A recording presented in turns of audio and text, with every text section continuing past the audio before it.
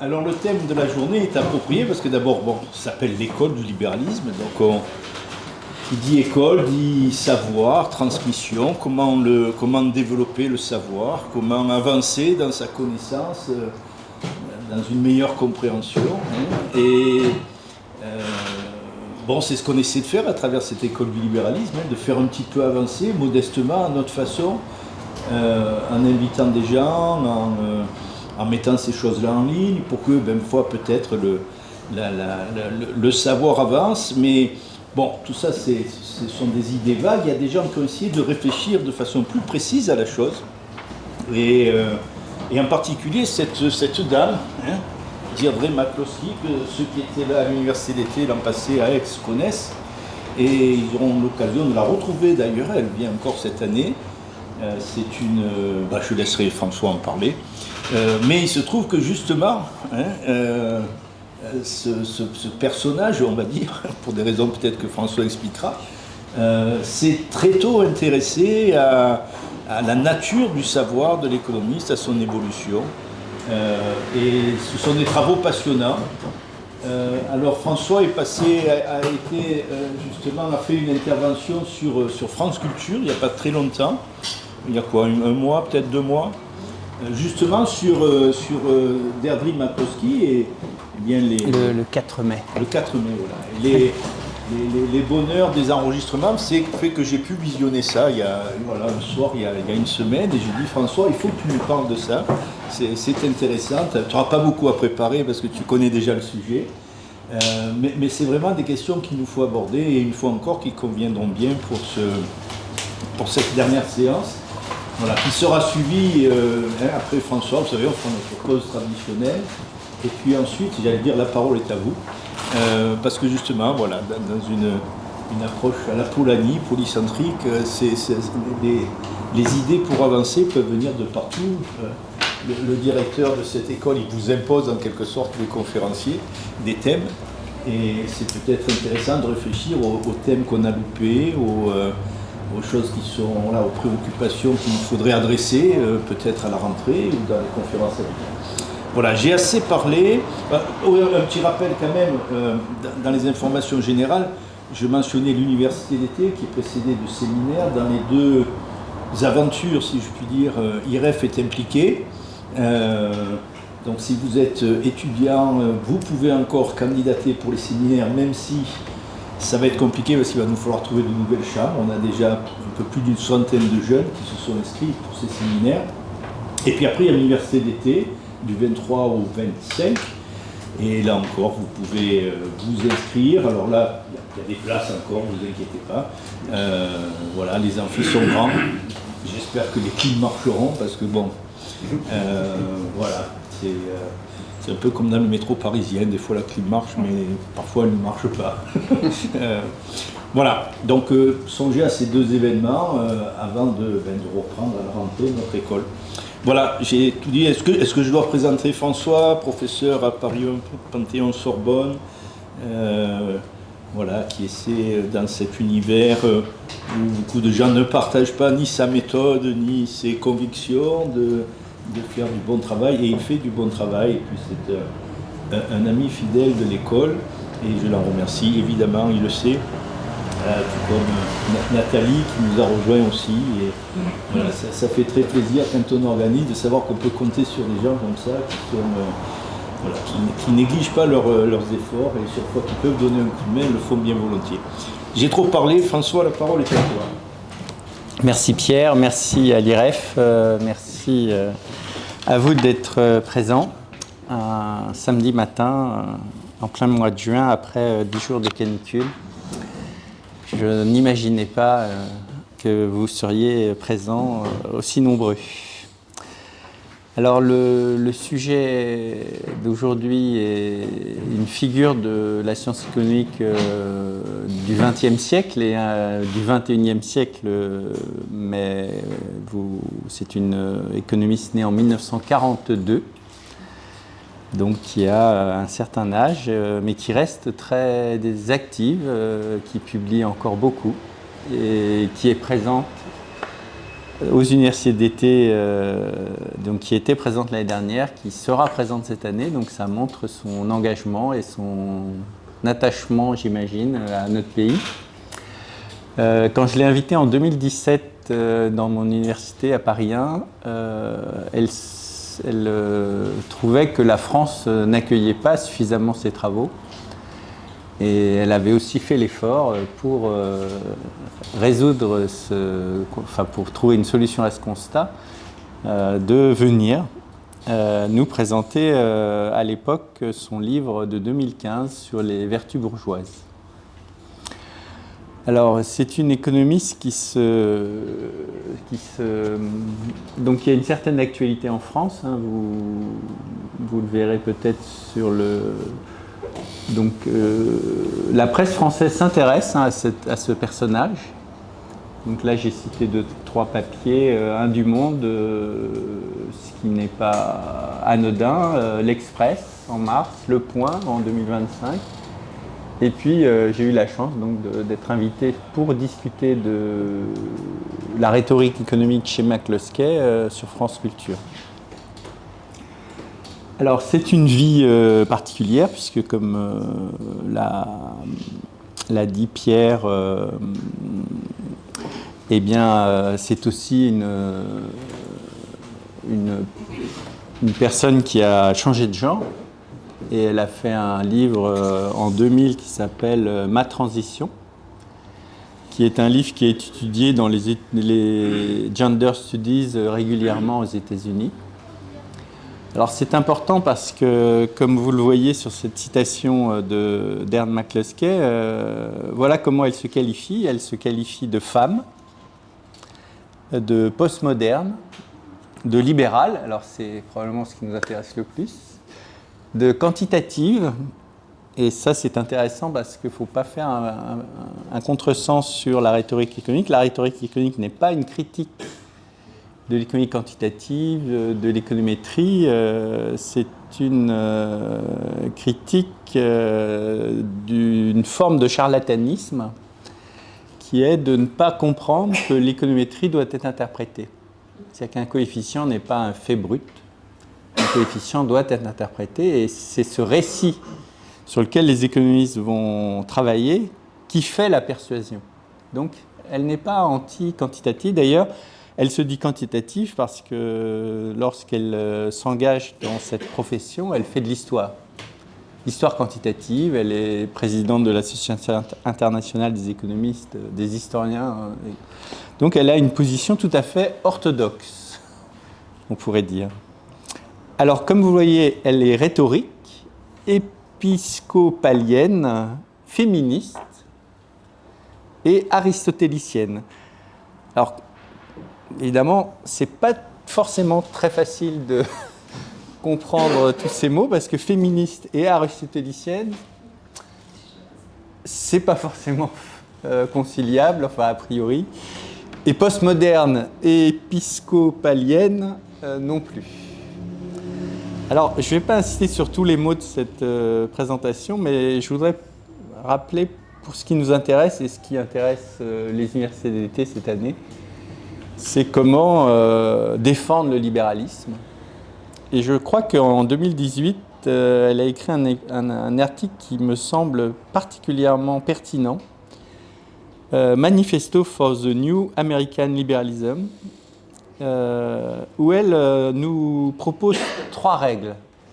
3 règles pour défendre le libéralisme. Alors la première règle, c'est que les libéraux doivent toujours rappeler et expliquer pourquoi ils sont du côté des pauvres, des plus défavorisés. Ils doivent reprendre le principe catholique de l'option préférentielle pour les pauvres sans son socialisme. Voilà. Je ne sais pas s'il y a des catholiques parmi nous ou des adeptes de la doctrine sociale de l'Église, mais elle pressent que dans la doctrine sociale de l'Église, il y a cette option préférentielle pour les pauvres, mais il y a aussi un côté un petit peu redistributif par la contrainte qui ne satisfait pas la défense de la liberté. Alors la règle 2, c'est les libéraux doivent autant critiquer les progressistes que les conservateurs. Là, pour ceux qui ont lu Hayek et la Constitution de la liberté, c'est le dernier chapitre sur l'idée d'Hayek du triangle, et qui est particulièrement pertinente aujourd'hui dans cette période de préélection, puisque les libéraux ne se placent pas sur une droite gauche-droite. Les libéraux sont un autre pôle et doivent se penser comme un pôle concurrent au pôle progressiste. C'est un peu un terme qui peut être discuté. Est-ce que progressiste et socialiste? Alors, est-ce que c'est vrai? Et les conservateurs. Donc les libéraux, pour McCloskey, sont comme chez Hayek, c'est un pôle autonome par rapport aux conservateurs et aux progressistes. Et elle ajoute, ils ne doivent donc pas être identifiés à droite, donc pour les Américains, j'imagine, chez les républicains. Et on a vu l'année dernière ce débat passionnant entre les libéraux américains, entre les pro-Trump et les anti-Trump. Donc on est au cœur d'un débat américain, mais probablement, ou peut-être, d'un débat qui est présent chez nous, en France, en 2027. Et la règle 3, les libéraux devraient s'allier avec les radicaux, car le libéralisme, pour McCloskey, est du côté des niveleurs en Angleterre, des hippies dans les années 60. Et le mot d'ordre, dit-elle, du libéralisme, c'est « fais ce qu'il te plaît ». La conséquence, c'est que pour les libéraux, et ça peut rappeler la définition des populismes et la stratégie de Chantal Moufle et de Jean-Luc Mélenchon, puisqu'elle dit les libéraux devraient s'allier avec les minorités de genre. Ça ne vous étonnera pas vu son parcours personnel. Les jeunes contre les vieux conservateurs. Alors pourquoi les conservateurs seraient vieux, je ne sais pas. Les opprimés, dans lesquels elle met les femmes, les noirs, les pauvres. Donc la bataille du libéralisme, dit-elle, elle est culturelle. Et si on veut gagner cette bataille, c'est son conseil, il faut changer de rhétorique. D'où l'importance de son œuvre sur la rhétorique économique et du livre qui a été présenté tout à l'heure, qui est issu d'un article de 1983 du Journal of Economic Literature, qui est une sorte de référence pour nous les économistes lorsqu'on veut obtenir une synthèse sur un domaine. Et là, c'est assez original parce que c'est une synthèse qui est en fait un essai. Alors ça rappelle dans la revue d'économie politique, nous en France, on a cette rubrique bilan et essai, qui est une référence aussi pour nous les économistes francophones pour savoir ce qui se dit sur un domaine. Alors, le mot femme, ça qualifie son genre. Donc, on comprend bien, vu sa situation, qu'elle genrise, je ne sais pas si ça se dit en français, ça ne se dit pas, mais qu'elle donne un genre à la science économique. Bon, comment ? Elle genre, voilà. Donc, alors, bon, je ne vais pas donner mon avis, ce n'est pas l'objet. C'est vrai que c'est quelque chose aussi qui me surprend, que la pensée puisse être femme ou homme. Mais en tout cas, c'est de cette manière qu'elle se qualifie. Alors le mot quantitatif, je vous l'ai donné. Et aujourd'hui, donc, ce qui nous intéresse, c'est le mot rhétorique. Donc je vais vous faire une petite présentation de ce qu'est la rhétorique chez McCloskey. Non, tu peux garder là. Pourquoi la science économique est une rhétorique? Pourquoi, contrairement... alors, il y a un article fameux qu'un de nos collègues d'Angers a tout de suite posté sur la page de France Culture ou de Hoppe, donc Hans Hermann Hoppe, dont Jean-Philippe Fellman a parlé, non? Oui, non, il a peut-être écrit. Il a écrit dans le Journal des Libertés, donc pour ceux qui n'aurez pas une connaissance approfondie de Hoppe, vous pouvez avoir une introduction par Jean-Philippe Fellman dans le Journal des Libertés. Et Hoppe est un a prioriste radical, hein, extrême, dit-il, et il a fait une critique très dure de la position rhétorique de McCloskey. Et peut-être qu'il y a un contresens chez Hoppe, c'est de croire que chez McCloskey, il n'y a pas de recherche de la vérité. C'est-à-dire que ce serait une forme de relativisme radical. C'est vrai qu'il y a une tendance, et elle utilise beaucoup d'auteurs que l'on peut qualifier de relativistes, mais, et c'est un épistémologue connu dans le monde des économistes qui s'appelle Mackie, qui l'écrit très bien d'ailleurs dans le Journal of Economic Literature, qu'il n'y a pas de relativisme chez McCloskey. Ensuite, on regardera pourquoi, enfin on présentera l'importance de la morale chez McCloskey des économistes. C'est-à-dire, ce qui caractérise un scientifique, ce n'est pas sa méthode, donc une méthode hypothético-déductive quand on est néo-positiviste. Ce qui caractérise un scientifique, c'est sa posture. Est-ce qu'il est rigoureux? Est-ce qu'il est à l'écoute? Est-ce qu'il est prêt à changer d'avis? Est-ce qu'il est prêt à la délibération? Est-ce qu'il évite les biais de confirmation? Donc c'est plutôt moral. Et ça rappellera un point qui est cher à Pierre, lorsqu'il a présenté l'année 1776, donc peut-être vous étiez là, il a donné l'importance de la théorie des sentiments moraux dans l'histoire de la pensée. Et McCloskey, c'est sa base. Vraiment, c'est ce qu'elle aime chez Smith, c'est la théorie des sentiments moraux. Et ce qui a donné naissance au XXIe siècle à l'humanomics, qui a fait l'objet d'un livre de McCloskey en 2018, mais qui a fait aussi l'objet d'un champ de recherche, d'un programme de recherche de Vernon Smith, donc aussi prix Nobel, fondateur de l'économie expérimentale, avec Tversky et Kahneman. Et c'est cette perspective que propose McCloskey, Vernon Smith et toute une partie aujourd'hui du Public Choice. Donc, le Public Choice, c'est l'école qui a introduit l'idée d'analyse positive de la politique. Et vous allez voir que McCloskey propose aussi une analyse positive finalement de notre discipline. C'est-à-dire, au-delà du discours méthodologique qui est notre discipline est une sorte de physique sociale, c'est-à-dire nous faisons des statistiques, nous modélisons, nous assurons de la nécessité des relations entre les variables. Elle dit c'est pas ça qui va persuader. Et comme elle pose comme définition de la science que la science c'est l'art de la persuasion, j'imagine que ça a inspiré Pierre lorsqu'il a ouvert cette université Art et Liberté. Si la science c'est l'art de la persuasion, il faut comprendre ce qui persuade. Et ce que dit McCloskey, c'est de fait ce qui va persuader, ce n'est pas forcément le coefficient alpha significatif à 1%, 5%, 10%. Donc c'est ça le message. Et vous voyez, ça ouvre à la fois un programme de recherche pour comprendre comment une société bascule dans le libéralisme. Et la société bascule dans le libéralisme au XIXe siècle parce que les valeurs bourgeoises, c'est tout son livre de 2015, imposent une rhétorique qui va rendre les roturiers honorables.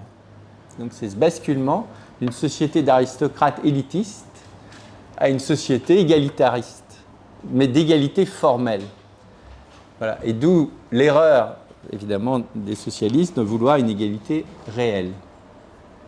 Donc c'est vraiment un changement de culture, et c'est pour ça qu'elle dit si nos sociétés occidentales veulent revenir à ce qui a fait leur succès, elles doivent comprendre que la rhétorique des libéraux d'aujourd'hui n'est pas adaptée à ce changement culturel. C'est ça l'idée. Alors, qu'est-ce que la rhétorique? Je crois que je n'ai pas besoin de changer de slide. Oui. Qu'est-ce que la rhétorique? La rhétorique, généralement, est associée aux sophistes grecs, donc à cet art de l'éloquence, à cet art de la manipulation. Ce que dit McCluskey, c'est que ça n'est pas sa définition de la rhétorique. Pour McCluskey, la rhétorique, ça examine minutieusement la langue de la science. Donc c'est une science du langage.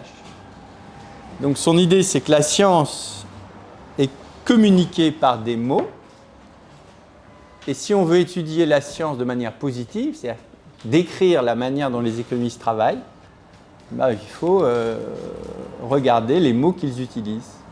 Il faut regarder la manière dont ils argumentent. Il faut regarder la manière dont ils se convainquent les uns les autres de la perspicacité de leurs arguments. Donc c'est ça la rhétorique, c'est pas de l'éloquence. La rhétorique, c'est une manière d'approcher la science. Donc les scientifiques dépendent du monde des mots.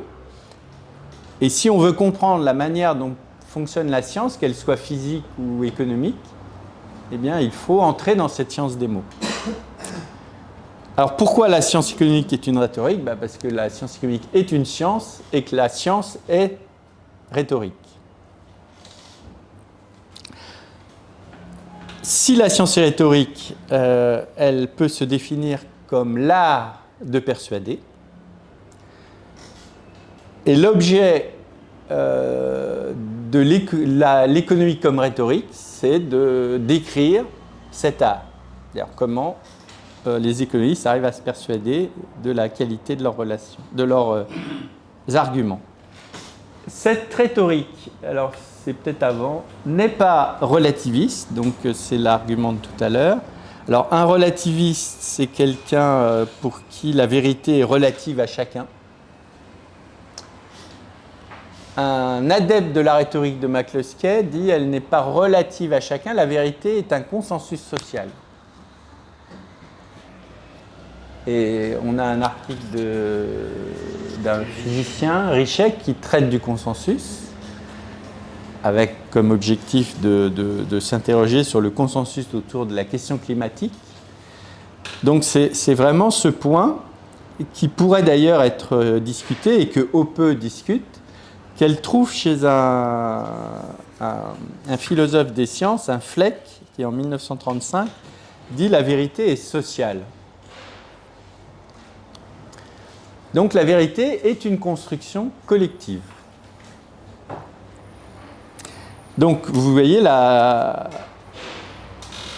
vérité, on ne peut pas dire je suis dans la vérité, je connais ce qui est vrai, si je ne me suis pas confronté aux autres. Donc je ne peux pas être mon propre référentiel.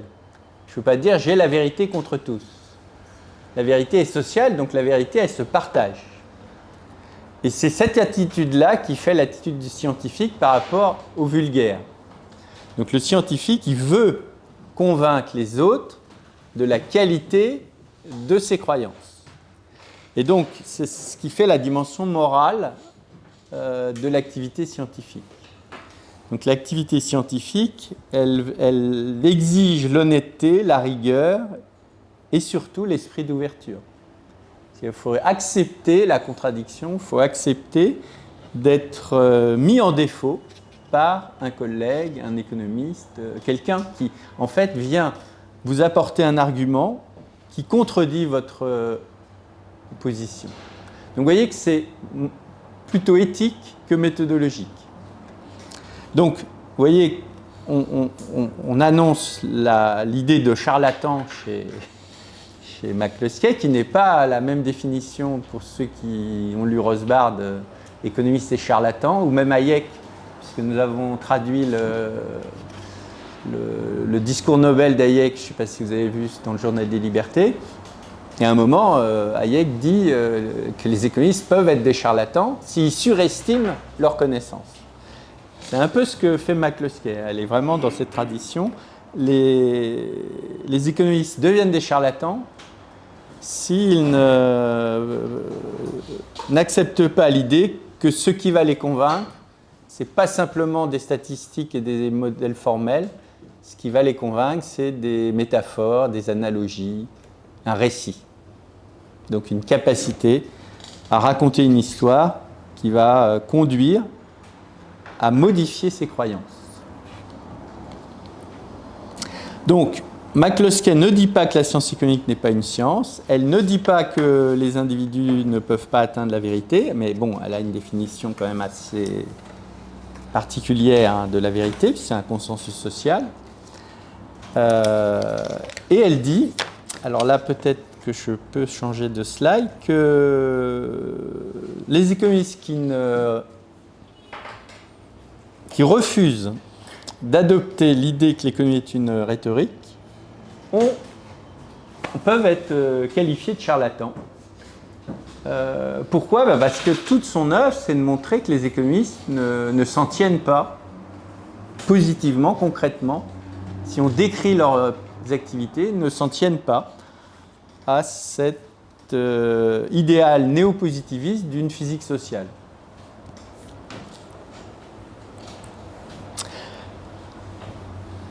Alors, quelle est l'origine du positivisme ? Alors, les positivismes, on les connaît bien en France, et Hayek les a beaucoup critiqués. Et vous avez un livre d'un philosophe français qui est de l'équipe de Gilles Campagnolo, qui est venu ici, vous vous souvenez peut-être, qui est un directeur de recherche spécialiste de l'histoire de la pensée de Karl Menger, qui a écrit à la fin, je crois qu'il y a eu une recension dans le Journal des Libertés sur ce livre, qui dit que Hayek n'a pas très bien compris le positivisme d'Auguste Comte. Mais donc le positivisme d'Auguste Comte est plutôt inductiviste, et progressivement les économistes vont estimer que, comme Jacques Rueff dans sa thèse, le polytechnicien Jacques Rueff était un ingénieur social initialement. Alors on avait des discussions sur cette question, je crois, avec comment j'ai oublié son prénom, Georges Lannes, qui était un peu un spécialiste de Rueff. Que disait Jacques Rueff ? Il défendait dans sa thèse de 1922 cette idée que la science économique est une science hypothético-déductive. Donc il y a une partie théorique, et cette partie théorique n'est qu'un idéal, ne nous dit rien sur la réalité. C'est-à-dire tous les modèles mathématiques ne disent rien sur la réalité, tous les modèles théoriques ne disent rien sur la réalité. Le moment où les économistes apprennent quelque chose, c'est juste le moment où ils testent une relation entre deux grandeurs. Donc c'est le moment du test empirique qui est le moment de la connaissance.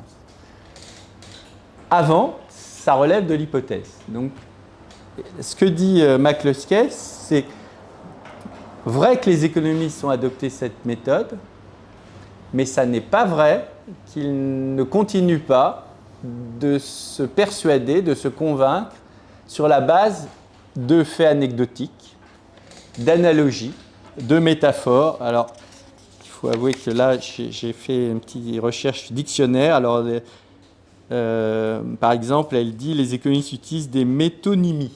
Alors, vous voyez, je ne savais pas ce que c'était. Peut-être que Lisa, évidemment, sait ce que c'est. Donc, j'ai regardé. Les métonymies, ça propose un discours dans lequel une chose tient dans une autre. Les synecdotes, ça consiste à prendre... oui, ça consiste à prendre la partie pour le tout. L'ironie, ça consiste à employer un mot avec le sens de son antonyme. Donc, vous voyez, on rentre, et je ne l'ai pas dit, mais McCloskey est professeur, son titre, c'est professeur émérite d'économie, d'histoire, d'anglais et de communication. Et donc, elle a toute une science de la grammaire, une science des mots, qu'évidemment, les pauvres économistes que nous sommes n'avons pas. Donc la première faiblesse d'une posture purement néopositive, ce serait de nier le fait que, par exemple, elle prend l'exemple de Keynes. Donc Keynes, dans les années 30, va complètement renverser les croyances des économistes sans aucune illustration historique. Dans la théorie générale, vous avez de la théorie. Vous n'avez pas de test empirique. Et vous n'avez pas non plus de travail historique capable de s'assurer que ce que dit Keynes, notamment sur le multiplicateur ou la théorie de la demande effective, est juste. Ce qui va persuader les économistes qu'il a raison, ce n'est pas son travail empirique. C'est juste sa rhétorique, sa capacité à convaincre à un moment donné de l'histoire qu'il a raison.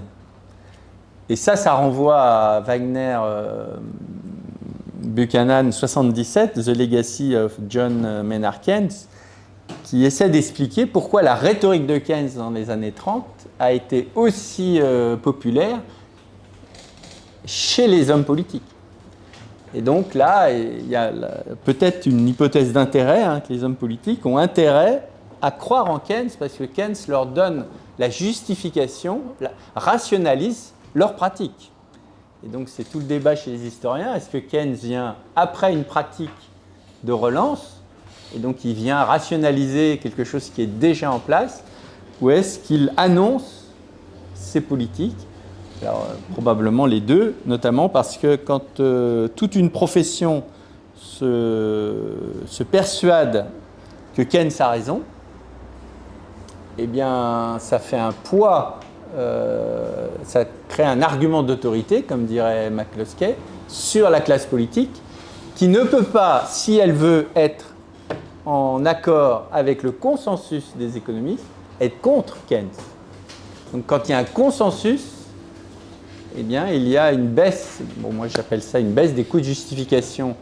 Donc ça, c'est pas McCloskey, une baisse des coûts de justification de la politique budgétaire de déséquilibre, et donc une plus grande facilité à convaincre le plus grand nombre de la pertinence de cette politique au moment où elle est mise en œuvre. Alors l'autre point important de la démonstration de McCloskey, c'est que ce qui est décisif dans la science, c'est la persuasion. C'est-à-dire un économiste qui, à la fin de sa vie, n'aurait pas réussi à persuader ses collègues de la qualité de son argumentation, aurait échoué. Donc, et même, il aurait perdu sa vocation de scientifique, puisque être un scientifique, c'est être capable de produire des arguments qui vont persuader l'autre que vous avez raison. Enfin, voilà, c'est cet art de persuader. Et cet art de persuader, vous le voyez, il commence par une première condition, c'est entrer en communication. C'est-à-dire que là, c'est les conditions matérielles, l'infrastructure de la science, c'est que pour être un économiste, il faut être reconnu comme tel par les autres. Donc la première chose que dit McCloskey, c'est que pour être un économiste, il faut être accepté dans le groupe des économistes. Et que pour être accepté dans le groupe des économistes, il va falloir accepter le langage des économistes. Et donc, le langage des économistes, c'est quoi? Aujourd'hui, c'est un langage hypothético-déductif. C'est pour ça que Rothbard dit tous les économistes mathématiciens sont des charlatans, parce que lui, il dit, il ne parle pas avec moi. C'est vrai que Rothbard, pas grand monde parle avec lui. Donc, ce que dit McCloskey, c'est ça, c'est pas une bonne attitude. C'est-à-dire, si vous avez envie de convaincre votre discipline de la qualité de vos arguments, faut entrer en communication avec eux. Donc la première condition, c'est de les amadouer, de les séduire, de leur donner des propositions qui sont dans leur langage. C'est comme la science économique, par exemple, elle est majoritairement écrite en anglais. Vous devez parler l'anglais. Vous devez communiquer avec votre communauté. La science économique, elle est majoritairement écrite maintenant sous la forme de tests économétriques. Si vous voulez discuter avec vos collègues, il faut utiliser cette méthode. Ça veut dire que on peut exclure quelqu'un, et elle est dans son livre Si vous êtes si smart, elle dit parfois la science est très violente. Parce que vous voulez entrer en communication avec quelqu'un, vous voulez être son ami, et cette personne vous dit bah non, je veux pas de toi. Tu es trop nul, tu es trop bête, tu comprends rien. Donc elle dit il y a beaucoup de mépris dans la science économique. Il y a beaucoup de rapports de force où les personnes qui sont en mesure de vous inviter dans un séminaire prestigieux peuvent vous dire bah non, tu n'as pas le niveau. Non, ton travail n'est pas intéressant. J'imagine que McCloskey le dit parce qu'elle l'a vécu. C'est-à-dire que c'est aussi, comme c'est quelqu'un qui vient d'Harvard, qui a ensuite été à Chicago, puis dans l'Iowa, elle a dû voir des rapports de force que nous, on constate en France, mais peut-être à un moindre niveau, et elle a décrit ces rapports sociaux avec une certaine finesse. Donc nous sommes en train de décrire ce qu'est la science, c'est un processus social de persuasion.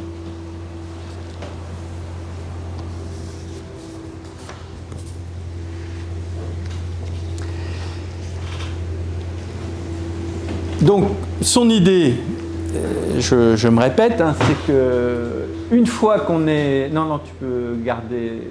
Une fois qu'on est entré en conversation, on n'a pas encore réussi notre œuvre. Il faut que cette conversation soit fructueuse. Et donc cette conversation, elle ne suffit pas à parler la langue des économistes. Donc ça, c'est son article de 87.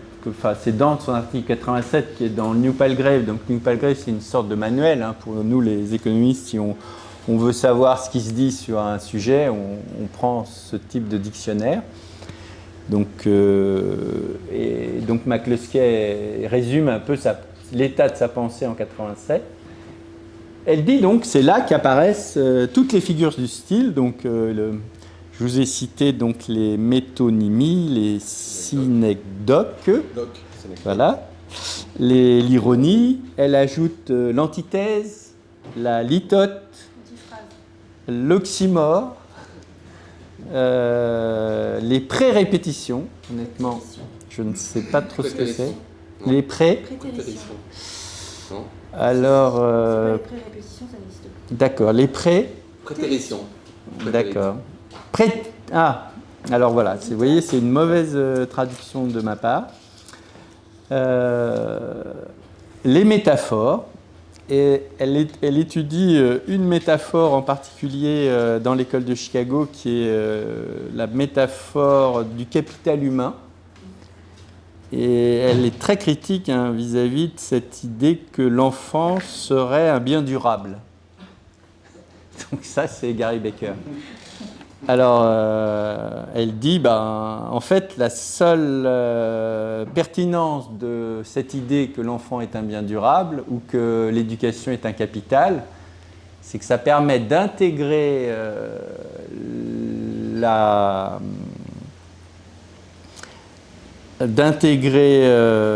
les concepts de la science économique dans un domaine qui est extérieur au calcul.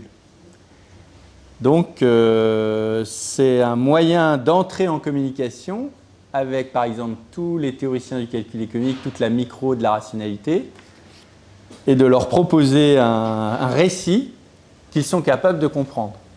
C'est-à-dire, eux, ils ont leur instrument, la théorie des prix, ils ont la théorie du MAXU, la maximisation de l'utilité, les individus sont égoïstes. Donc, on leur propose un récit sur la réalité qui utilise leur catégorie. Donc, vous voyez, on parle comme un microéconomiste d'un sujet qui n'a pas vocation à l'être. Mais en fait, elle dit, c'est faux. Un enfant n'est pas un bien durable. Et donc, elle dit, un enfant, c'est de l'affection, c'est de l'amour. Vous voyez, on repart sur ce qu'elle appelle l'humanomique, c'est-à-dire penser la science comme complète. C'est-à-dire que l'homme peut être égoïste, il peut être altruiste, mais surtout, il a le goût de l'autre. Théorie des sympathies et des sentiments moraux.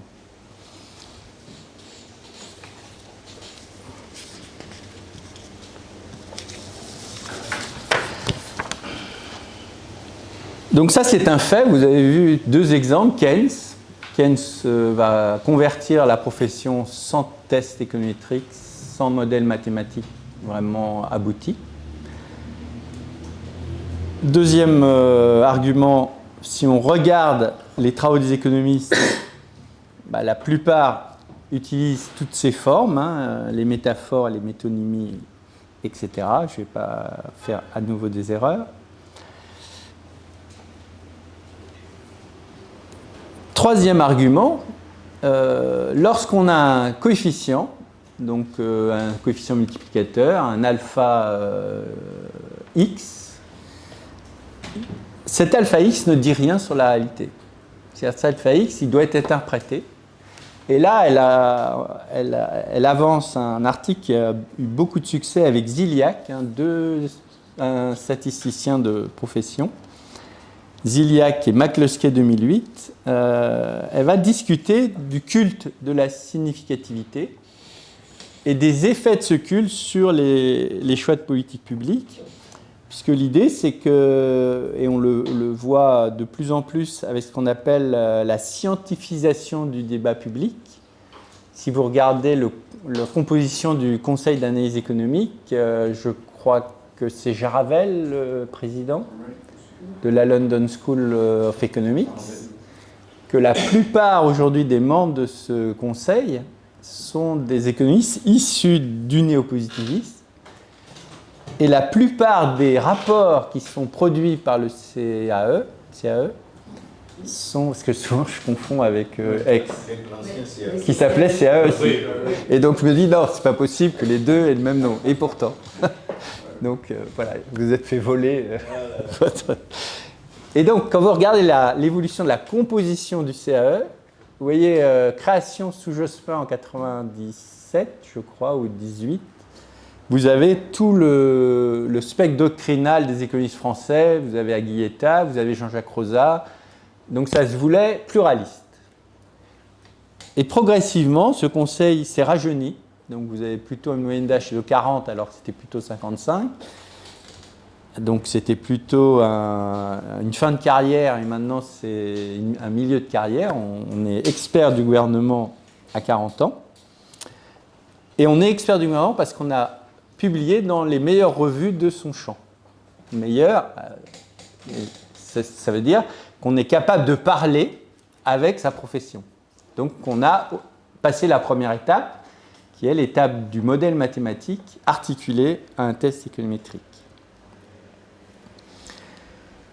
Et ce que disent Ziliak et McCluskey, c'est que cette manière de gouverner, qui vous rappellera le gouvernement des nombres qui est critiqué par Foucault, et qui l'associe à l'ordolibéralisme peut-être de manière injustifiée, ce gouvernement des nombres fait qu'un politique est conseillé par un expert qui aura interprété un coefficient en disant il est significatif à 1%, à 5%, à 10%. Et un des points les plus simples à comprendre de McCluskey et Ziliak, c'est de dire oui, mais si il est significatif juste en dessous, ça veut dire qu'une variable a un effet négatif sur une autre variable,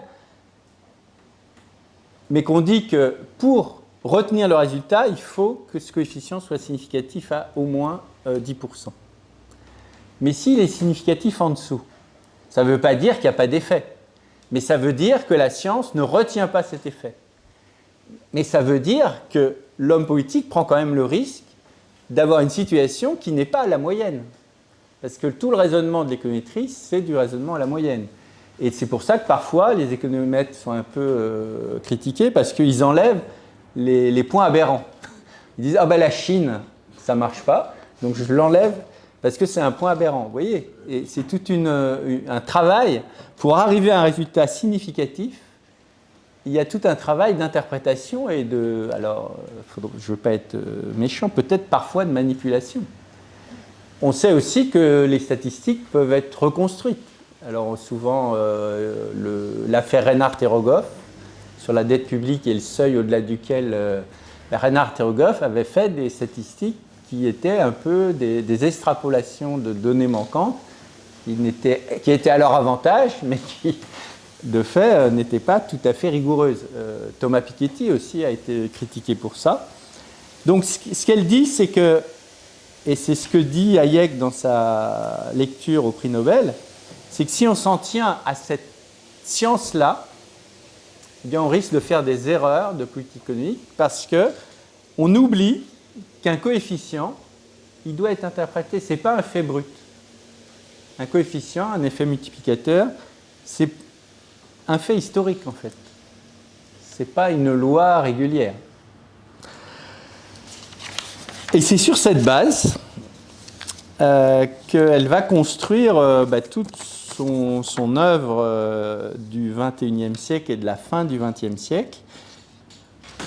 Alors je vais conclure là-dessus. C'est le dernier ? Ouais. Oui. Donc c'est sur cette base que... Comment ? Il y a celui-ci après, mais voilà. Oui, c'était... vu le contexte, c'était nécessaire. Alors ça, on va s'arrêter ici, parce que je crois que... Enfin, j'espère que j'ai été suffisamment clair.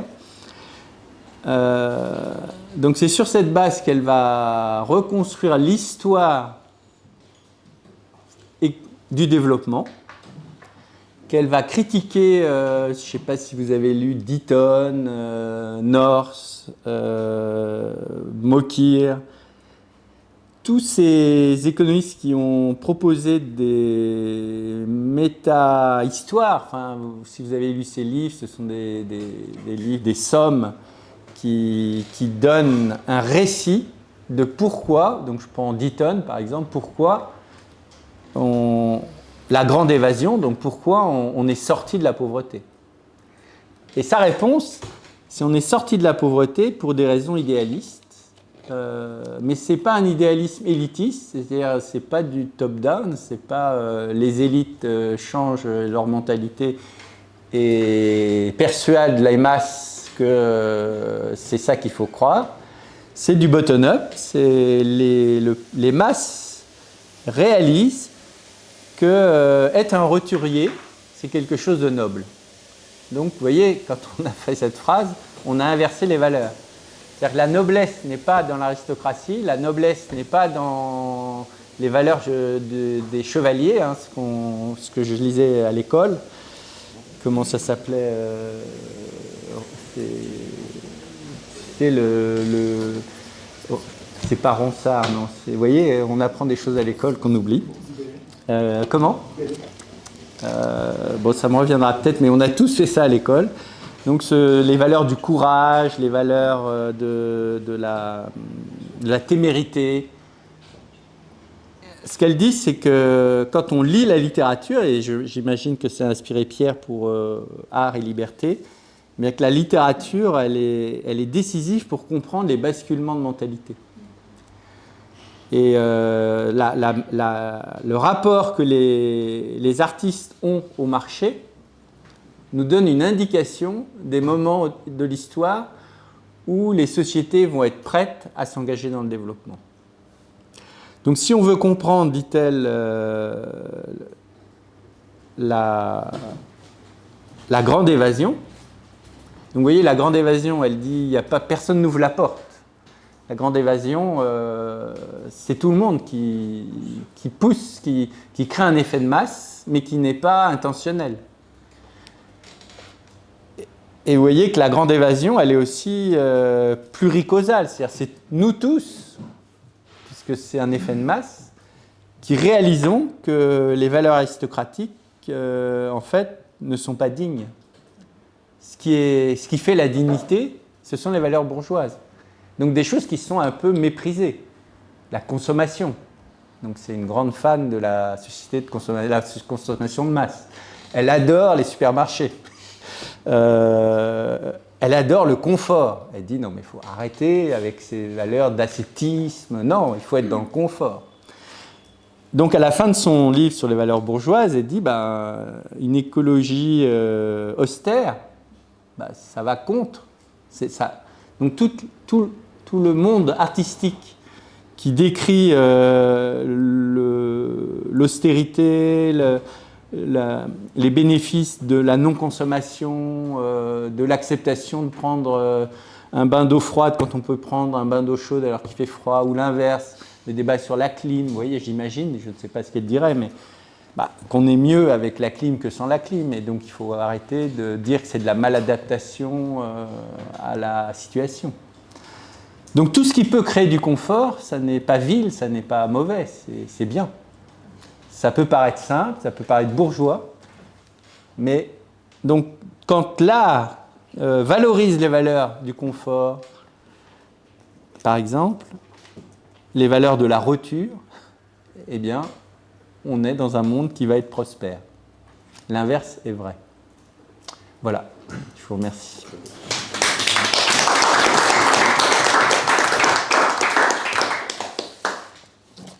Alors, la parole est à vous. Peut-être je vais faire passer ce petit micro en même temps. Comme ça, on aura Est-ce qu'il y a des questions, des commentaires Si vous n'en avez pas, mon ami, quelqu'un qui, dans le temps que vous, Merci beaucoup pour ta présentation. Beaucoup de gens ne connaissent pas. Il y avait déjà eu une conférence sur le sujet, sur cette personne il y a quelques mois, je crois. Mais moi, j'ai deux. Je ne connais pas grand-chose, à vrai dire. Deux, trois petits points. D'une part, la persuasion, mais la persuasion peut reposer sur la propagande, la censure et l'éloquence, parce que tu parlais d'éloquence au début. Deuxièmement, un consensus à l'instant T n'est peut-être pas le même que celui qui est en vigueur à l'instant T plus 5. C'était peut-être le consensus il y a une semaine et demie, comme quoi la climatisation c'était mal. Maintenant, le consensus et la climatisation c'est bien. Donc, je déconne un peu, mais tu vois un peu l'idée. Troisièmement, en ce qui concerne l'économétrie, il y avait à un moment donné, dans les années 70-80, deux choses. Des méthodes qui étaient devenues à la mode, l'analyse en composantes principales, qui partaient du bas et non pas de l'hypothético-déductif.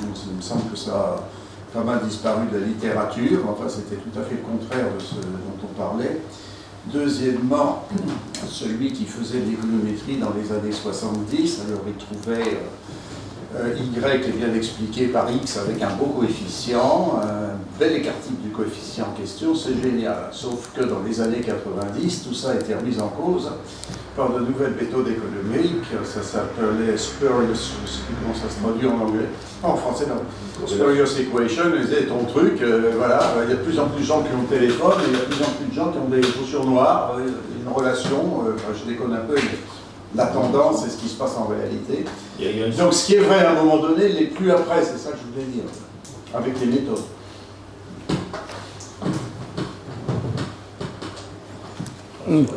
On commente immédiatement.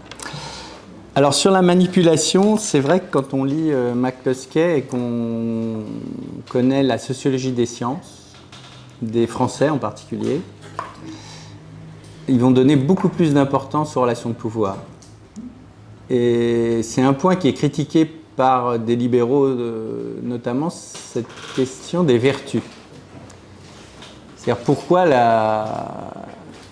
le scientifique aurait ces vertus d'honnêteté, de rigueur, d'absence d'arbitraire, alors que les auteurs qu'elle mobilise, comme Kuhn, donc La Révolution scientifique, c'est un livre des années 60, décrivent beaucoup de situations où les chefs, les directeurs de recherche utilisent leur pouvoir pour défendre leur position contre des économistes qui viendraient contester leur savoir et atteindre éroder leur réputation. Donc, je pense, oui, je suis d'accord, l'analyse de McCloskey est positive, mais peut-être qu'elle est trop optimiste, mais et ça correspondrait à l'humanomics sur l'âme humaine, c'est qu'il est quand même probable, et nous on est des vieux chercheurs, et on a vu quand même beaucoup de mandarins utiliser leur pouvoir pour défendre leurs propres intérêts. Mes copains, Jean-Jacques Rosa, pour pas me donner, lui m'a raconté ses aventures au CAE, peut-être aussi au Cercle des économies. Je ne sais pas, mais c'était pas triste ce qu'il m'a raconté. Donc quand on parle de consensus, le consensus des économistes à un endroit et à un moment donné, mais disons à un endroit donné, il n'était pas tel que dans le pays voisin. Non, c'est sûr. Après, c'est vrai qu'on prend un risque quand on dit la vérité, c'est un consensus, c'est une construction sociale. C'est la splendeur de la vérité de Jean-Paul II. Je ne sais pas si vous avez lu ce livre sur l'hétéronomie. C'est-à-dire que lui, il a une théorie qui est beaucoup plus réaliste. C'est pour ça que quand elle se dit aristotélicienne et femme, on peut rentrer dans le détail et quand même douter de la possibilité d'articuler aristotélicien et cette théorie du consensus social. Et là-dessus, même si Hoppe est un peu trop radical, comme il l'est souvent, il pointe quand même une petite faiblesse, me semble-t-il. Et sur l'économétrie, c'est vrai qu'il y a tout ce débat sur l'obsolescence programmée de l'économétrie. Donc on sait que les résultats d'aujourd'hui seront considérés comme faux demain parce qu'utilisant des méthodes qui sont caduques. Mais en même temps, c'est la beauté de la science. L'obsolescence programmée, c'est volontaire, là, ce serait involontaire. Oui, l'expression est mauvaise. C'est pas programmé, mais de fait, à partir du moment où on sait que ça va être obsolète, et c'est probablement la force des a priori, c'est de dire non, il y a des choses sur lesquelles on ne reviendra pas. La loi de la demande, la loi d'utilité marginale décroissante, la loi des avantages comparatifs. Ça va être difficile de dire que ça, ce n'est pas les bases de notre discipline. En revanche, que le coefficient multiplicateur soit de 1,10, 1,20, 1,25, 1,3 ou même un diviseur, ça dépend de l'évolution de nos techniques. Mais vous voyez, c'est ce que dit Romer dans son histoire, dans son manuel de macro, ça m'a toujours frappé. Il dit, moi je vais vous donner Smith sans ses erreurs. Puisque je sais, en fait, avec tout je vais vous donner ce qu'on sait aujourd'hui en sciences économiques. Donc, évidemment, j'écris mon livre en 2000. Donc, en 2030, ce sera peut-être autre chose. Ouais.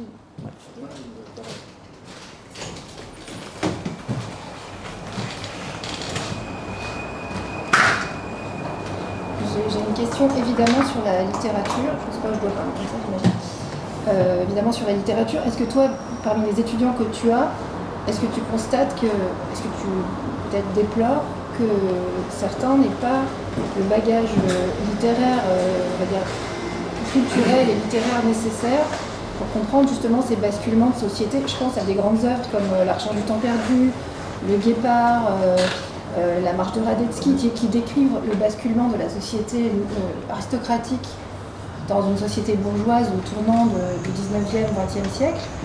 Moi, j'ai aucune culture économique, économétrique, mais j'ai compris ce basculement en lisant ces œuvres-là et en les comparant et en voyant que dans tous les pays d'Europe, il s'était produit la même chose, que c'était des œuvres de référence qui étaient étudiées en français et puis plus tard à l'université dans les études de lettres, et qu'en réalité, ça donnait quand même un vernis sur justement ces grands basculements économiques et sociologiques, qui fait que j'ai l'impression que même en n'ayant aucune culture économique au sens où toi tu l'entends, je comprends ce que tu dis, alors que des gens finalement qui auraient étudié l'économie bien plus tôt que moi et avec une précision supérieure, parfois sont dans des paradigmes qui les empêchent de voir des grands mouvements, des grands basculements, les grands basculements dont tu parles. Et est-ce qu'il ne faudrait pas, dans ce cas, dans les études même économiques, insérer un peu de culture générale littéraire, faire lire ces grandes œuvres à des gamins de 18 ans qui sont à l'université et qui ne les auraient pas lues avant? Pas facile parce que c'est des choix personnels.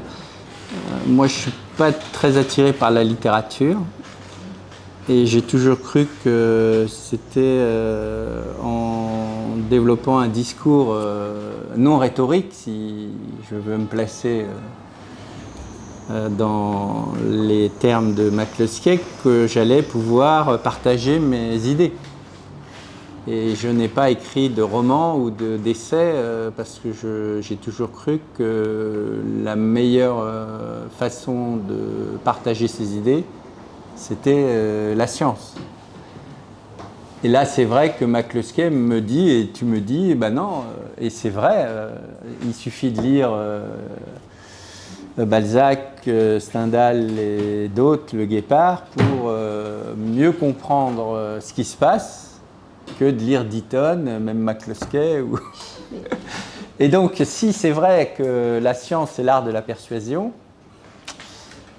peut-être que la science n'est pas le meilleur moyen de persuader. Donc, c'est pas le meilleur chemin. C'est complémentaire. Oui, c'est complémentaire, mais là, ou alors j'ai pas compris la question, tu semblais essayer de hiérarchiser les discours. Mettre un petit peu, insérer un petit peu de culture littéraire, et inversement, chez les littéraires, insérer un peu de culture économique ou scientifique, un peu d'esprit scientifique chez les gens qui ont du goût pour ce qui est littéraire, ce qui est mon cas. Moi, j'ai aucune culture scientifique et je le déplore. Ça me manque parfois. Mais je crois que si je peux rebondir un peu, je crois que je l'avais noté, c'est en fait, ce qui fait la force de McCloskey, c'est qu'elle essaie de se sortir aussi d'une spécialisation excessive d'économistes qui parlent entre eux, il n'y a plus personne qui comprend ce qu'ils disent. D'ailleurs, Coase a écrit en ce sens, et il peut remarquer qu'à l'époque où Smith écrivait, il écrivait pour le commun des mortels. Donc tout le monde a lu son bouquin. Alors que maintenant, ce qu'écrit un économiste, après, il y a aussi des ouvrages de vulgarisation, mais c'est vrai que voilà, cette idée, elle le raconte d'ailleurs elle s'est intéressée à la rhétorique parce qu'un jour, c'est un collègue, il y avait un séminaire de rhétorique dont c'était la spécialité, qui a donné des bouquins, il va lire ça, et en fait, elle s'est enrichie parce qu'elle n'a pas eu cette vision étroite et ça, je crois que c'est une grande leçon, quoi, moi, je voulais un peu juste faire une remarque, et puis ma remarque, c'est d'abord sur Keynes. Quand même, pour être tout à fait honnête, enfin, il y a eu Keynes, effectivement, il n'y a pas de stade dans Keynes, mais après, derrière, il y a eu Phillips. Et quand même, pendant des décennies, ce qui a fait la force, c'est qu'il y avait apparemment une confirmation statistique des thèses qu'il avançait. Je ne sais pas si Keynes, sans la courbe de Phillips, ça aurait été aussi solide. Et d'ailleurs, la façon de réfuter Keynes, finalement, c'est lorsque la courbe de Phillips n'était plus une courbe, mais un amas de points et que Friedman avait vu ça. Ce que je veux dire, c'est que là, pour ce qui est de convaincre, je crois qu'il y a l'ouvrage de Keynes, mais derrière, il faudrait réexaminer un peu les écrits des années 50-60. Mais je crois que cette pseudo-confirmation statistique a probablement fait que les hommes politiques l'ont suivi plus volontiers. Moi, je suis tout à fait... Je voulais juste insister sur pour connaître un peu McCloskey, c'est vrai que du coup, cette spécialisation, ça demande... plutôt ce refus de la spécialisation, ça réclame un travail incroyable. Et moi, pour la connaître un peu, cette femme, que j'ai connue personnellement, mais est une bête de travail. Et elle me rappelle nous expliquer à l'époque où elle écrivait The Rhetoric of Economics, qu'elle faisait des fiches sur tout, qu'elle écrivait sur tout, que si on veut bien travailler, il faut s'organiser. Enfin, c'était avant les ordinateurs aussi, les 83, donc ils arrivaient à peine. Mais ce sont un peu comme Hayek, quoi. Je me demande comment ils ont fait pour creuser tout ça, pour organiser tout ça. Et d'ailleurs, Hayek, c'est intéressant, je pense que, parce que pour moi, ils sont du même ordre, y compris dans la force. Vraiment, j'ai beaucoup d'admiration pour les deux. Et les deux sont des gens qui ont croisé des domaines. Hayek, il est quoi? Philosophe du droit, économiste, ma foi, politologue, on ne sait pas où le mettre, quoi, hein. Et histoire de la pensée. Et McCloskey, c'est pareil, elle est historienne, spécialiste de rhétorique, économie, statistique. Alors, il y a juste une chose, mais que je voudrais, qui m'étonne dans ce que tu dis, parce que je ne sais pas cet aspect, à mon avis, ça mérite. C'est sur la vérité comme construction collective. Je ne sais pas dans quelle mesure c'est un point, ce qu'elle veut dire exactement par ça. Effectivement, pour une aristotélicienne, ça serait surprenant aussi. Est-ce que c'est pas... mais bon, je ne veux pas remettre en question ce que tu nous as dit, mais la vérité sociale, effectivement, si c'est le cas, c'est un peu surprenant, mais ça colle mal avec tout ce que je connais d'elle. Donc, est-ce que c'est pas une mauvaise lecture ou une... Bon, je n'ai pas de réponse à cette question, mais elle mériterait probablement d'être creusée. La vérité comme... c'est ce à quoi, parce que McCloskey n'est pas seule. Elle est, pour ceux qui connaissent George Mason, elle est aussi insérée dans le mouvement herméneutique. C'est-à-dire qu'un de ses co-auteurs, enfin pas co-auteur, mais un de ses, je ne sais pas comment on l'appelle, collègues, c'est Don Lavoie. C'était. Et il y a cet économiste danois dont j'ai jamais su dire le nom, qui a beaucoup travaillé sur l'intersubjectivité. Et de fait, McCloskey se place, c'est ce que dit Mackie, hein, dans cette perspective. Et d'un point de vue factuel, ça me paraît incontournable. C'est vrai que la vérité est intersubjective. Elle est le fait d'un... Mais ça ne signifie pas que chacun en conscience soit le seul à pouvoir dire si c'est vrai ou faux. C'est pour ça que je me référais à la splendeur de la vérité du pape Jean-Paul II, parce que c'est un peu ça. De fait, la vérité n'est qu'un acte de conscience. C'est un acte individuel. C'est vraiment un acte individuel. Ensuite, si on veut partager notre vérité avec les autres, ça devient un acte social. Et tout l'enjeu, c'est probablement de savoir si cette vérité, elle est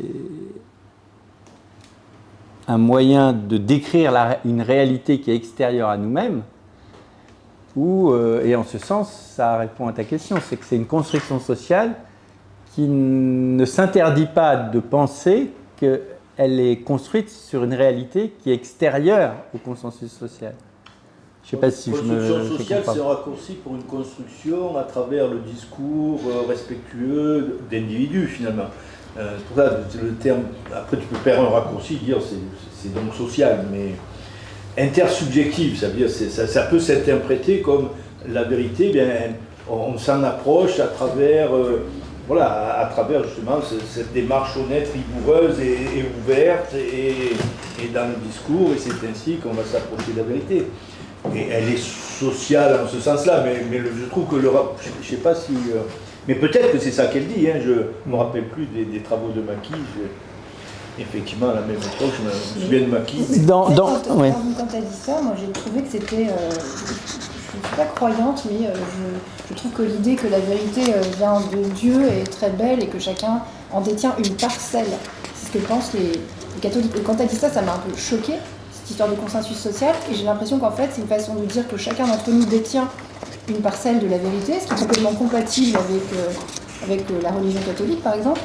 Et qu'à nous d'échanger pour affermir la vérité qui nous est donnée par petits bouts. Que le monde est plein de manifestations de la vérité, mais que chacun de nous possède des sens limités qui ne nous permettent pas d'établir une vérité générale sur quelque sujet que ce soit. Et que si on n'échange pas entre nous, on ne peut pas affermir ce qu'on pense, ce qu'on perçoit. Et que parfois on est contredit, j'allais dire Dieu merci, on est contredit parce que Dieu aurait donné une partie de la vérité à chacun d'entre nous et pas la totalité, sinon on serait lui. Or ce n'est pas son souhait pour ceux qui y croient. Donc, c'est assez logique, même avec des conceptions très traditionnelles de la philosophie et de la religion. Par ailleurs, dans son esprit à elle, l'idée c'est quand même de convaincre les autres, persuader, pas convaincre mais persuader par la rhétorique. Or, si on n'a pas cet acte d'échange social et donc de consensus, on ne peut jamais persuader personne. Si tu restes l'ermite qui a raison tout seul dans sa grotte, il n'y a aucun moyen de convaincre personne que, par exemple, la liberté c'est mieux que le reste. Si le monde entier s'enferre dans le totalitarisme, tu peux être le seul homme libre dans ta grotte et ça te fait une belle jambe. Et en fait, c'est sans doute aussi un moyen téléologique en fait, de montrer que la vérité est un consensus social parce que le consensus social doit devenir la vérité. Les deux sont très intriqués en réalité. Bon, je crois que malheureusement la réglementation, une question, c'est la réglementation nous impose une pause fraîcheur toutes les 25 minutes. Non, c'est pour boire un verre d'eau, s'il te plaît. Pause fraîcheur. Non mais on prend la question. En fait, je voudrais demander si le débat de... Après, le principe de point de vue du débat n'était pas je voudrais demander si le point de vue du débat ne résidait pas dans l'ambiguïté sémantique du terme de vérité. Parce que d'abord, on peut tout à fait défendre... alors on parle de... Alors on peut effectivement parler de la conception hypothético-déductive de l'économie. On pourrait aussi le voir de façon probabiliste, c'est-à-dire que il y a un certain nombre de modèles, effectivement, des modèles qui sont établis avec des faits, avec un raisonnement logique. Et ensuite, dans toute la démarche scientifique, il faut évaluer la compatibilité du modèle, de ses prémices notamment de ses prémices et de ses hypothèses avec la réalité. Et selon cette excusez-moi. Et ça c'est fondamentalement probabiliste, c'est-à-dire que in fine, les modèles ne décrivent dans toutes les sciences, les modèles ne décrivent la réalité qu'à partir à une certaine approximation près. C'est-à-dire qu'à une certaine probabilité, on sait, par exemple, on va dire que l'erreur va être inférieure à telle valeur avec une certaine probabilité, et ça effectivement on peut dire que c'est la vérité d'un point de vue scientifique. Mais est-ce que celle dont vous parlez ne serait pas un autre sens est-ce qu'on ne parlerait pas d'un autre sens de la vérité dans notre discussion? Ce serait ça ma question. Alors, ce que dit Maki dans son article, c'est qu'il y a plusieurs définitions de la vérité chez McCluskey. Mais la conclusion, c'est qu'il lui semble, mais là il faudrait que je reprenne dans le détail cet article, qu'il lui semble que la manière la plus simple de résumer sa conception, c'est de dire ça. Voilà. Donc c'est vrai que là je m'en remets à une autorité, mais il faudrait probablement relire tout McCluskey pour s'assurer du sens qu'elle donne quand elle parle de vérité. Mais est-ce que vous êtes économiste, vous? Non. Ah non, parce que votre présentation de l'hypothétique... Non, moi j'ai plutôt une formation scientifique, justement. Ah voilà. Justement, pour donner un exemple, effectivement, la théorie de la gravitation de Newton, elle est vraie, par exemple, seulement dans les hypothèses non relativistes. Auquel cas, la théorie de la relativité d'Einstein complète donne meilleure approximation en fait de la théorie de Newton. Et donc en fait c'est plutôt une vision probabiliste et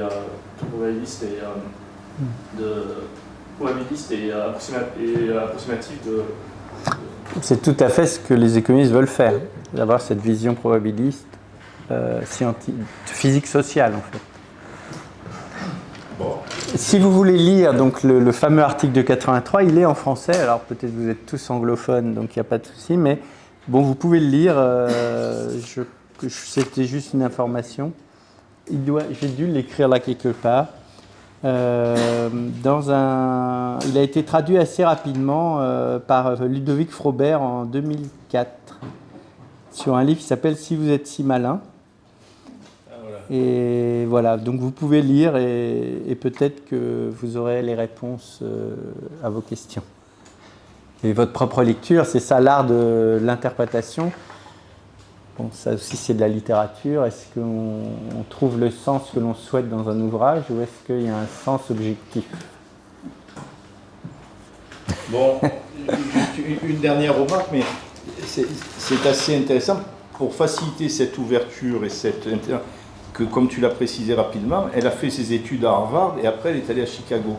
Et en fait, le fait d'évoluer dans deux mondes intellectuels différents, ça te permet de prendre du recul sur d'où viennent tes croyances, comment tu les... Et ça a été très fort. Et moi, je sais que quand j'ai fait mes études aussi, il y avait les Autrichiens, mais en même temps, je suivais tout le cursus néoclassique, mainstream, positiviste. Et donc, voilà, et le fait de... Et c'est ce que tu dis, c'est le point numéro 1, hein, savoir communiquer, savoir entrer en connexion. Et c'est vrai qu'il y a chez les libéraux un certain nombre de gens qui ne lisent que leurs travaux et qui ne font jamais l'effort de comprendre comment les autres raisonnent. Et scientifiquement, donc cette idée d'ouverture, c'est vraiment, je crois, probablement une façon de définir la bonne méthode scientifique. Le goût de l'altérité. La science est une attitude, quoi, presque en quelque sorte. Oui, c'est une attitude d'honnêteté, de rigueur et d'ouverture, savoir écouter l'autre, savoir... ouais.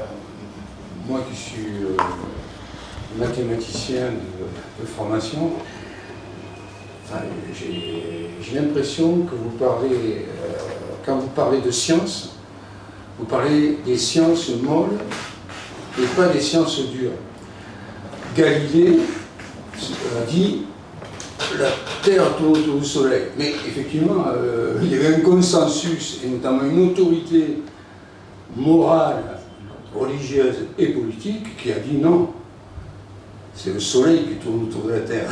Et Galilée a dit, bon, bah écoutez, oui, vous avez raison, parce que ne me mettez pas au bûcher, je crois en votre vérité. Mais les mathématiques, disons, même la physique arrive à prouver la vérité. Donc, il ne trouve pas la vérité, il trouve un modèle meilleur qu'un autre, parce qu'il a un pouvoir explicatif plus fort. Il n'y a pas une vérité, effectivement, qui traverse Newton est plus siècles puissant et siècles. que Copernic, Einstein est plus puissant que Newton. C'est sûr qu'aujourd'hui, en sciences physiques, on essaie